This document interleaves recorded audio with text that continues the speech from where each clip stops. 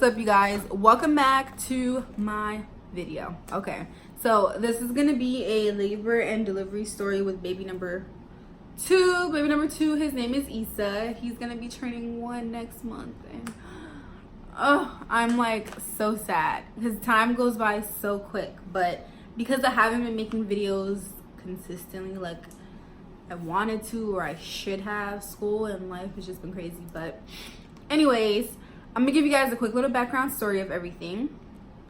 We were visiting Nigeria when we left November 2017. While we were there, I was kind of, I don't want to say binge eating, but I was eating a lot, but you know, like in a good way. I was excited. I was just like, you know, I want to try everything I can here before I go back to America and go back to American food and you know what I'm used to. But I was out there, I was eating a lot. I was, let me tell you, okay, rice, stew, plantains, pounded yam. You know my family is Sudanese as well, so we're eating like kestra and tamia and just all this amazing food. Everybody was pretty much just referencing how much I was eating, but I never saw anything big about it. So now comes like the middle of our trip. So now it's mid-December and I missed my period. That's when I started kind of freaking out, like, okay, hold on, like, what's going on? But to my surprise, my mom missed her period, my sister missed her period, my cousin missed her period. So I was like, okay, it's environmental factors for sure. That's why I missed my period. We all missed it, you know? Different country, different time zone, all that stuff. So now we're on our flight from Nigeria to London, right? And I get so nauseous. Like, I've never been this nauseous before, except for when I was pregnant with Bilal. So on that flight, that's when it crossed my head, like, okay, now you're pregnant. You're pregnant. So I'm so freaking out. We get to London and, you know, we're sightseeing and doing whatever we're doing. And that night I call my husband and I'm telling him, like, okay, make sure when we come back, you have a pregnancy test, a box of condoms, or some prune juice, okay? Because that pregnancy test is a negative. That's a sign from God that we need to make sure we're using protection, okay? And then I'm gonna need that prune juice because something is going on with my stomach. I know that for a fact. So on our flight from London to America, it just so happens that I sat next to these two pregnant ladies. And they were like first time moms and they were super excited and asking me all these questions and we've been trying for so long and blah, blah, blah, blah. And I'm just thinking in my head, like, this better not be some joke from God. Like, I know damn well that this is like not just a coincidence. Like, I'm pregnant. I know it now for a fact. Because I'm just thinking in my head, like, what are the odds? What are the odds? Okay, so, sorry if you keep hearing this noise. I'm trying to take out this. These are goji berries. Bomb. Very, very healthy. It's very good. It's a superfood. It's the highest quality organic superfood to keep you energized. And yeah, it has like a lot of vitamins and all this stuff in. Yeah, I like that. It's good. You can put it in anything. You can eat it raw. Smoothies, granola, cereal, whatever. I don't know. It's good. I'm hungry. Okay, so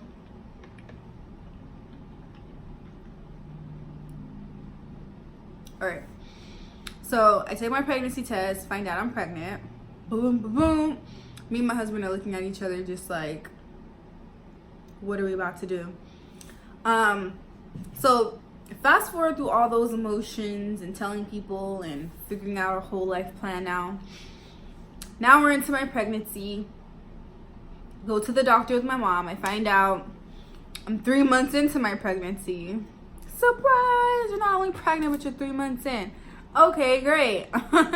Then, you know, they assess you and they tell you, have you left the country? Have you been to any place that would put you in a position to be exposed to malaria and typhoid and this and that? And I'm like, yep. Basically did all of that. So throughout my pregnancy, I was high risk because of my last pregnancy with my oldest child, Bilal. If you haven't seen that video, you should check it out. I'm gonna leave it down below, but I had him at 30 weeks due to severe preeclampsia. So that already put me in the category to be high risk for the rest of my pregnancies, I believe is how they explained it to me. But I was in a high risk pregnancy. So when I first got my first check, because I was having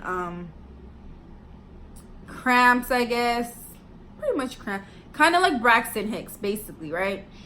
So I was basically having Braxton Hicks, and they checked me and I was already 4 centimeters dilated at, I was 3 centimeters dilated at 25 weeks, which was concerning. So they wanted to give me a progesterone shot.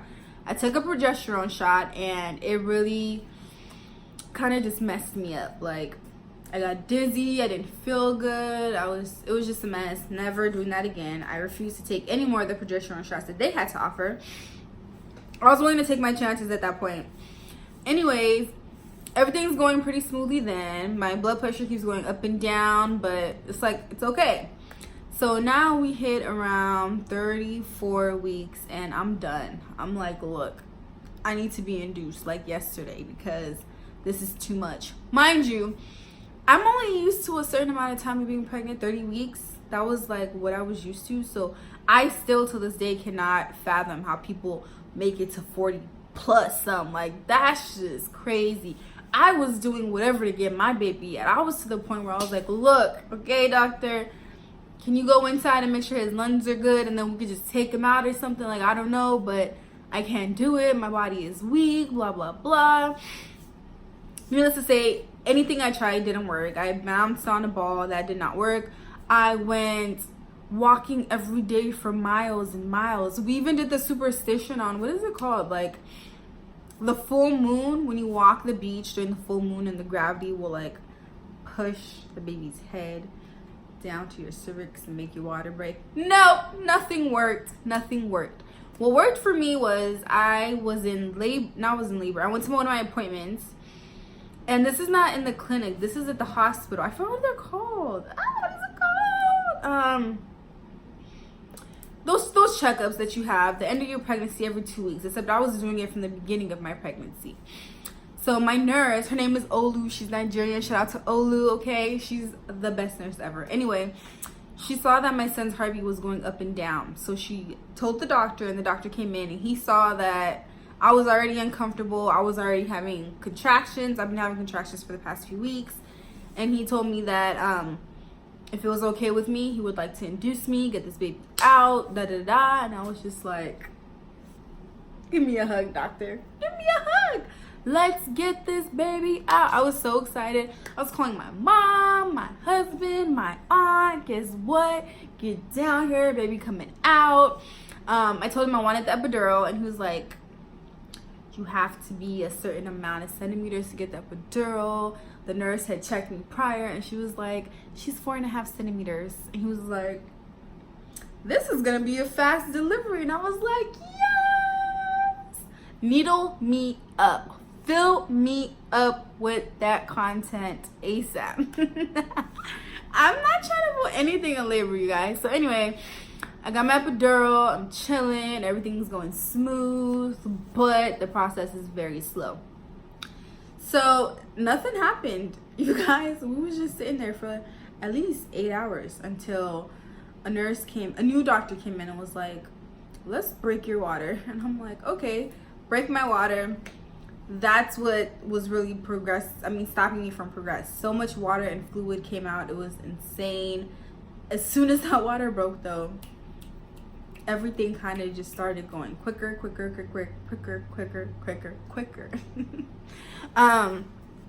So now that everything's picking up, my contractions are starting to come a little stronger, and my epidural is starting to wear off. So I got another epidural, and things are progressing more and more, and everything is going pretty good, pretty smooth. And now it becomes time for me to start doing my practice pushes.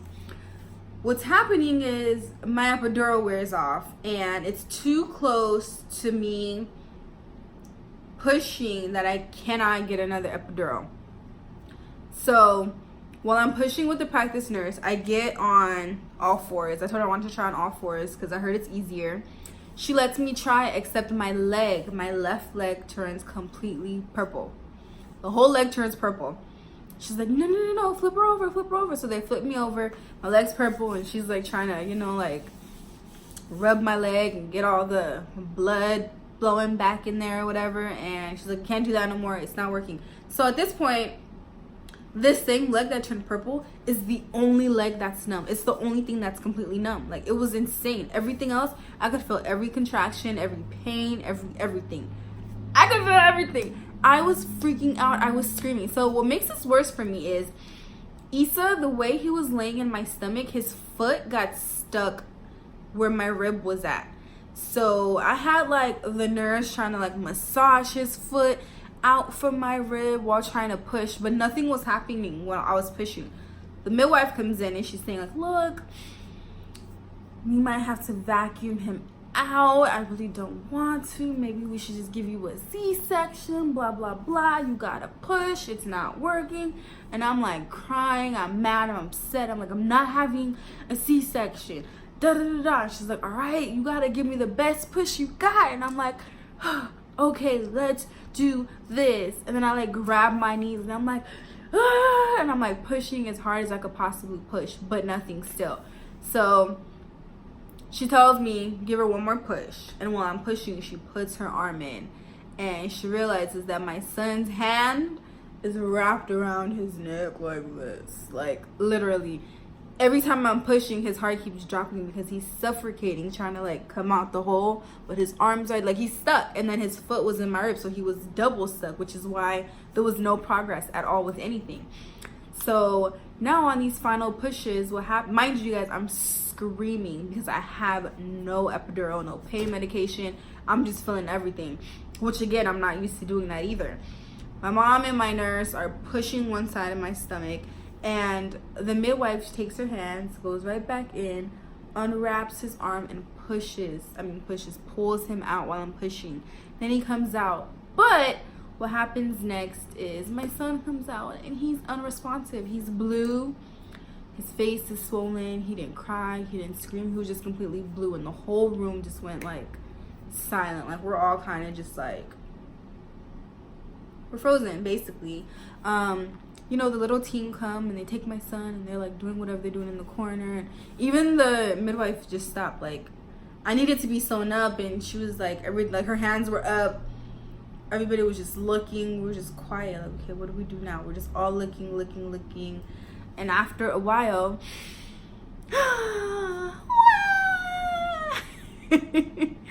I hear his first like cry, and everybody is just like, ugh. Like my mom's in there, my aunt's in there, my husband's in there, even the midwife's like, okay, now we can sew you up. I'm like, yes. And they put him on me, and he's huge. Well, 6 pounds 4 ounces, but I'm used to my little 3-pounder, so I'm like, oh my god, he's so huge. And they place him on me and he's super light and he looks just like my brother. It's just the weirdest thing ever how so much changes. But she sews me up, he's born, he's doing good, we're all holding him and doing whatever we gotta do. We're Muslim, so my husband did the call of prayer, so it was just like really nice. Everything was done really good, really nice. So now it comes to time to leave, basically. Wait, no, not even time to leave. So I'm getting moved to postpartum, and I'm telling the lady like, yes, I would like to register him for the nursery while I'm here so I can get some sleep. And she's like, what do you think this is, some hotel? She was like, you don't do that here, that's your son, he has to go in there with you. And I'm like, what? Again, I don't know where I got this idea of a nursery. I don't know if it's from movies or television, but Bilal was always in the NICU. Like, he never stayed with me. Obviously something was wrong with him. He was super early, he needed all that attention, but I just thought you could do that. And she kind of just laughed at me like, are you serious right now? And I'm like, yeah, like, don't y'all do that? But they don't. So I had him the entire time. So what happened with Issa was that he had jaundice very, very, very bad. And I'm with Kaiser, and I'm not gonna point out this specific Kaiser, but this Kaiser was shit. And I'm just gonna leave it at that, because I don't need them trying to find me, and I don't know, but this Kaiser was shit. Just like a lot of them are shit. But again, we're not gonna go deep into that. So now what's happening is he has jaundice, and his levels were high when they sent him home to me. So when I get him home, I'm looking at him. It looks like his skin got so much more yellow, and his eyes were kind of scary to look at. So I went back to Kaiser. I called my brother and I told him, who's a nurse practitioner, and he was like, you need to get him back there now. So I went to a different Kaiser now. The Kaiser that I go to is the same one that took care of my son who was in the NICU, which is the same one that, I don't know if you guys remember Octomom, like the mom who had like 8 babies at once. This was the same Kaiser that, like, the doctors who worked on her children and all that. This was the same Kaiser that worked on my eldest son's whole situation. So I went to that Kaiser. I was like, nope, I'm going to this one. I know them here. I trust them here. I go to this Kaiser, and sure enough, they admitted us right away. Put him in the incubator, and they started treatment on him. We were in there for 3 weeks, you guys. 3 weeks straight. I leave, 3 days after I gave birth, just because the same leg that was numb, the one leg, was still numb like 2 days later. It was the weirdest thing ever. But anyway, I go there, and we're there for 3 weeks straight. It was horrible, you guys. I had episiotomy. I needed rest. I was swollen. I was hurting. I was in pain. I was on medication.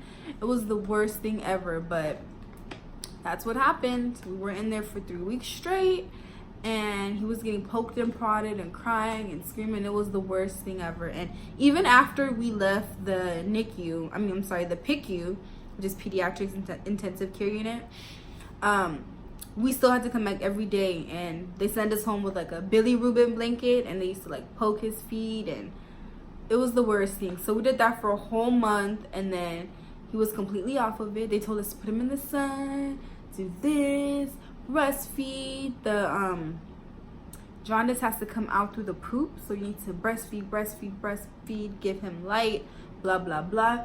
I put him in the sun so much, he got so dark, you guys. It was the craziest thing. Like, if I put a past picture of him and you guys see how dark he got from me putting him in the sun, you would be like, wow. But we were serious. We were really trying to get that jaundice out of him, and finally it got out of him, and we were all so happy and blessed and excited.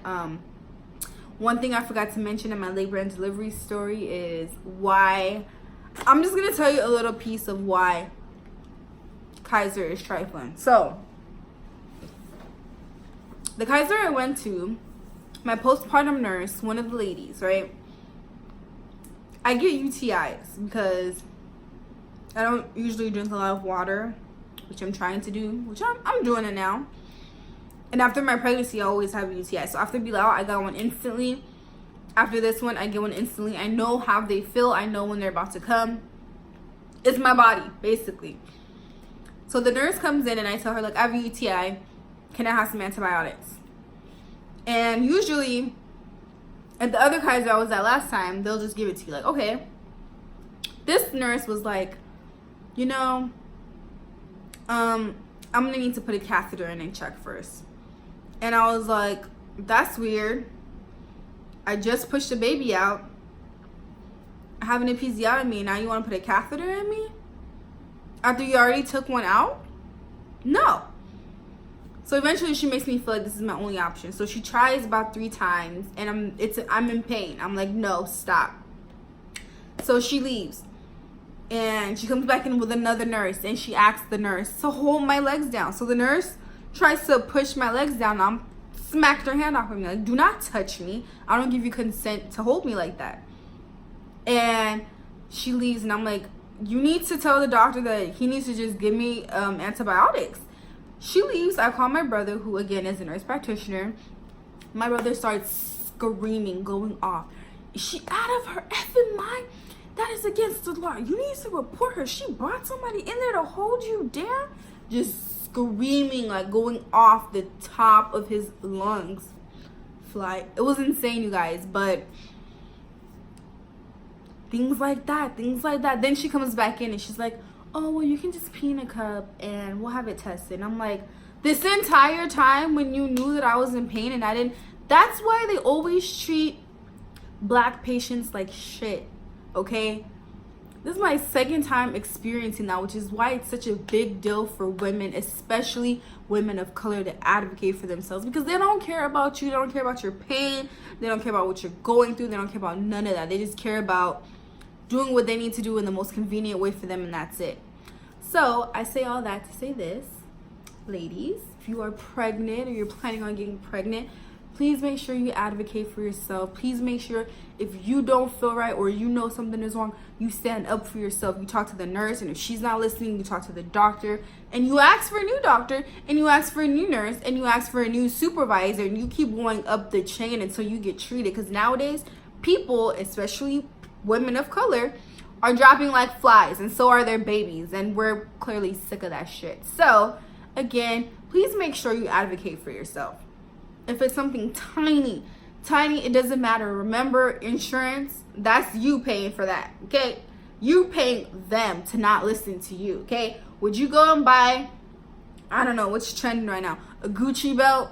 How much is that? It's like $1,000 Gucci belt, and the lady that you buying it from is like, I'm gonna give it to you when I feel like giving it to you. I'm gonna put it in the bag when I feel like putting it in the bag. And you're in there for 50 hours trying to give them money, but they're just disrespecting you. Like, no, you're not gonna do that. You're like, you know what? Give me my money, okay? I'm gonna go to Michael Kors and give me Michael Kors belt instead. Like, you know what I'm saying? Just please make sure you advocate for yourself, because it's hard out here, you guys. Every life matters, but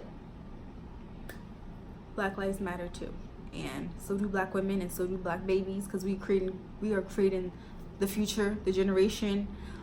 Please advocate for yourself. I know sometimes people are not good with confrontation and doing all that, and if you need somebody to advocate for you, let me know, because I'll advocate for you, okay? You leave your email down below and I will advocate for you. But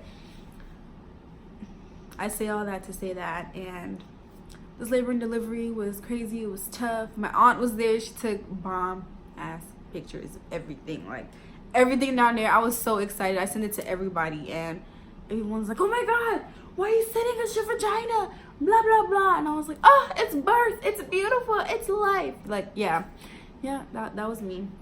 I'm so excited. I meet new people, and if they're like on my level of like being woke and understanding and stuff, I'm like, I'll send it, and I'll be like, oh my god. I'm like, yeah, I just love it. Like, I don't know. Anyways, that's my birth story. I hope you guys enjoyed it. That's baby number 2. His name is Issa. I love him. I love my eldest Bilal. I'm gonna get back into my videos, so hopefully you guys will subscribe, like, comment. I'm back, you guys. I'm back, baby. Let's do this.